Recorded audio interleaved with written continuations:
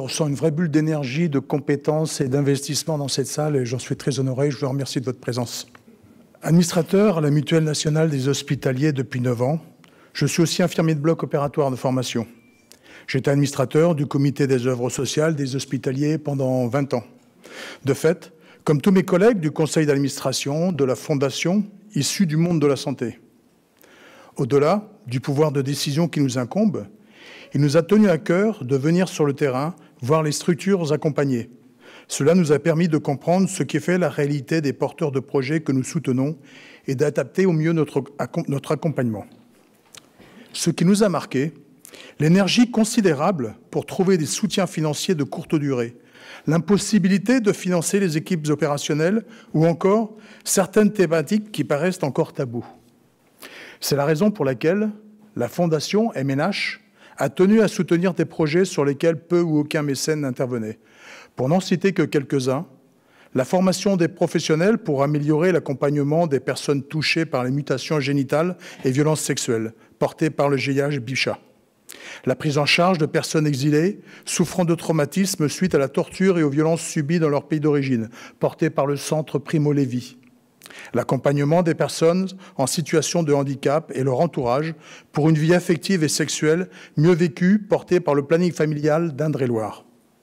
Par ailleurs, la Fondation a choisi de soutenir avec des dotations importantes et pluriannuellement afin de permettre aux porteurs de se projeter. Elle a aussi fait le choix de prendre en compte les frais ressources RH inhérents au projet, car ceux-ci ne peuvent être menés sans les femmes et les hommes derrière. Enfin, et surtout, elle soutient l'évaluation d'impact social qui permet au porteur d'optimiser sa démarche et également de s'autonomiser. Cet accompagnement au quotidien, réalisé par l'équipe opérationnelle, basé sur l'écoute, la proximité et la confiance, a permis aux structures d'être transparentes sur leurs problématiques, de trouver un allié en la Fondation dont l'objectif est la réussite du projet. Ces éléments ont été soulignés dans le dernier rapport d'évaluation d'impact produit par l'agence phare. Nous sommes fiers de ce qui a été réalisé à ce jour et restons à l'écoute du terrain pour le prochain mandat qui se profile très riche. Et je laisse la parole à Philippe de Normandie, le délégué général, qui va en dire plus. Merci. Merci beaucoup, Franck. En fait, on a eu beaucoup de chance parce qu'on a des administrateurs super engagés avec nous. Et c'est vrai que c'est rare qu'il y ait des administrateurs qui prennent du temps pour aller sur le terrain avec nous pour comprendre. Alors, pour comprendre, pour compléter ce que disait Maurice, en fait, c'est une drôle d'histoire, la Fondation, parce qu'il y a eu des appels d'offres sur cette notion de prendre soin de l'humain dans la santé, sans d'autres arrière-pensées. Et puis, on a vu émerger, enfin, on a vu sortir un sujet, soit directement, par tout ce travail des associations et des établissements de santé, soit de façon plus indirecte, sans forcément le dire, mais qui est ce sujet de la médiation en santé. Alors, on va y revenir sur une première table ronde. Il faut dire que cette médiation en santé, moi, je suis un docteur, ça fait longtemps que je traîne dans les hôpitaux, c'était uniquement la gestion des conflits entre deux docteurs ou entre une équipe soignante et l'administration.